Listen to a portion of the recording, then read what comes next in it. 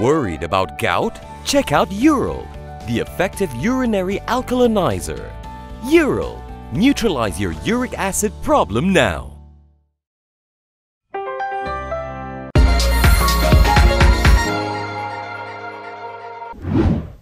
Welcome to KiniNews. I'm your host Prasad. Ahmad Zahid Hamidi is ready to take an oath to prove that Muhyiddin Yassin is lying. And Muhyiddin says he doesn't need to take the same oath because he's telling the truth.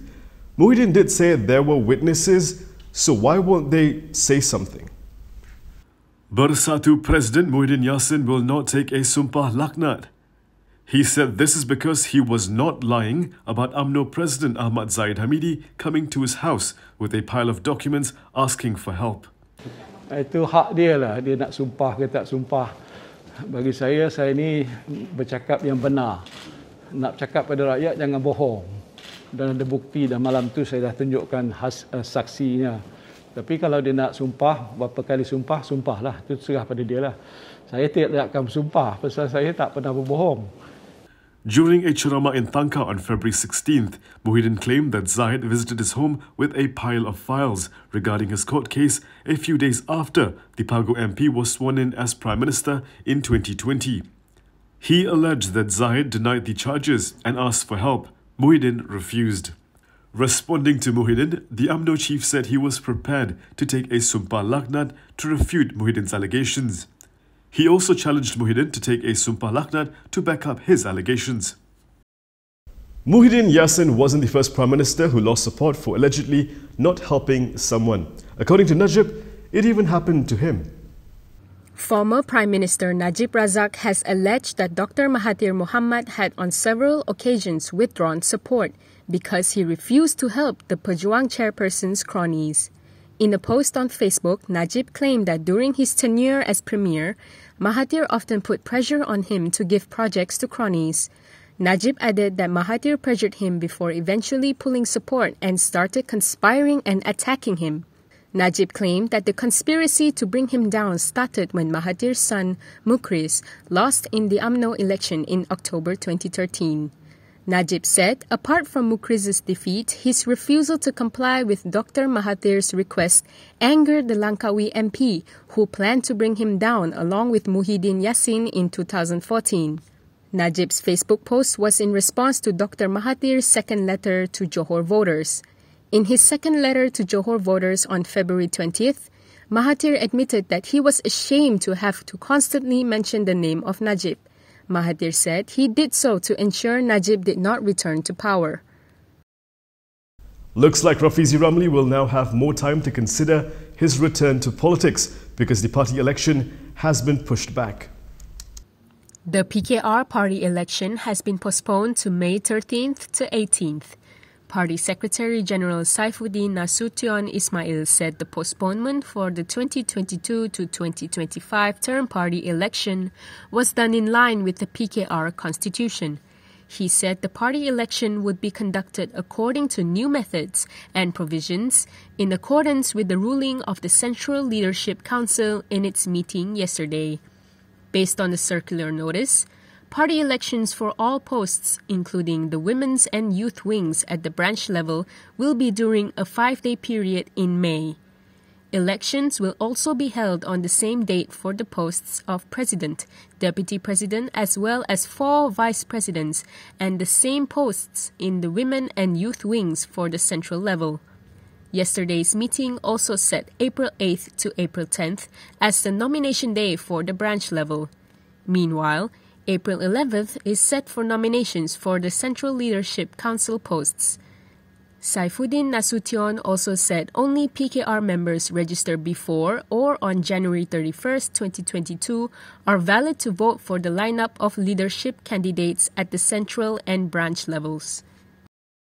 PAS wants the state government's role in the administration of Islamic affairs to be respected. They also say the consent of either the father or mother should be enough for a conversion. PAS's Ulama Council wants the government to prioritize the welfare of the 3 children of single mother Law Siu Hong. In a statement today, the council urged the relevant authorities to make sure the children are not forced to become apostates. It also suggested that the government set up a religious mediation committee to find a solution to these concerns. The council noted that some have voiced a concern that the children would return to their original religion of Hinduism. The Ulama Council also urged the religious authorities in each state to immediately amend the conditions of religious conversion. This is so conversion can be carried out with the consent of either the mother or father and not requiring the consent of both, as stipulated in some states. It added that all parties to respect the position of Islam as a federal religion and the jurisdiction of the states in the administration of Islamic affairs. Yesterday, law succeeded in a legal challenge to overturn the detention of her 3 children.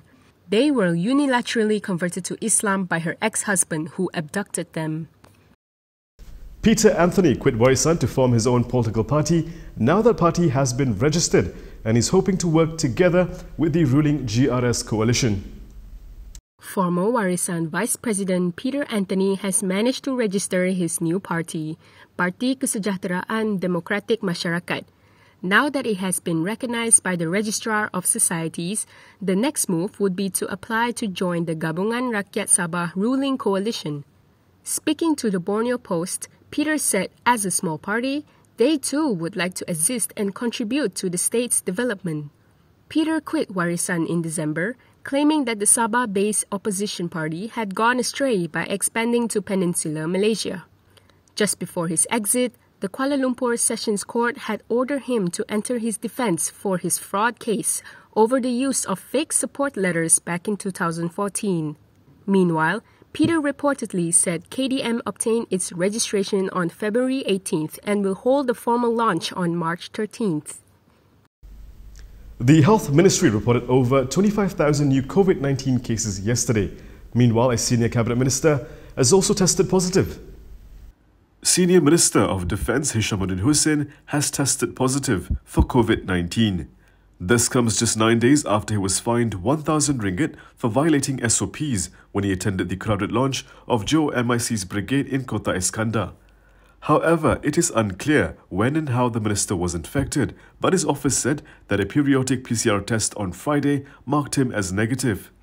The US Centre for Disease Control estimates that the incubation period for the Omicron variant is roughly 3 days.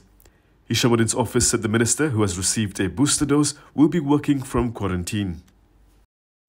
Gera Independent is looking to field several independent candidates in the coming general election, but they'll be short of one person. Political reform movement Gera Independent recently announced that it would be contesting in several seats currently held by the opposition in the next general election. In a press conference last week, Siti Kasim said it was important to be elected into parliament in order to change the country. However, just days after the group announced its first 5 candidates, it has already lost one. Former journalist Charles C.J. Chow, who was revealed as the group's independent candidate for the Subang parliamentary seat, has announced his formal withdrawal from the group. In a statement, Chow said he would no longer be part of the movement and will not be running as an independent candidate in Subang. He said though their goals aligned, the group differed on ways of achieving those goals. When contacted, Chow declined further comments on the reasons behind his move, except to indicate there were differences in opinion on certain strategies by the group. He went on to stress that there were no personal hard feelings with the other group members, and it was not an easy decision to make. Last Thursday, Siti Kasim announced that she will contest as an independent candidate in the Batu parliamentary seat in GE15. The group also announced 4 other candidates, including Chow, KJ John, Wangsa Maju resident Ravindran Sundaralingam, and Sabah-based lawyer Ronald Cheng. The group also previously announced a target to contest in up to 10 parliament seats in GE15, mostly held by Pakatan Harapan elected representatives. And that is all from me today. For more stories, you can go to KiniTV.com. You can also follow us on Instagram, Twitter, YouTube and Facebook for the latest news updates. If you'd like to support independent media, do consider subscribing to MalaysiaKini.com. I'm Prasad. Thank you for watching.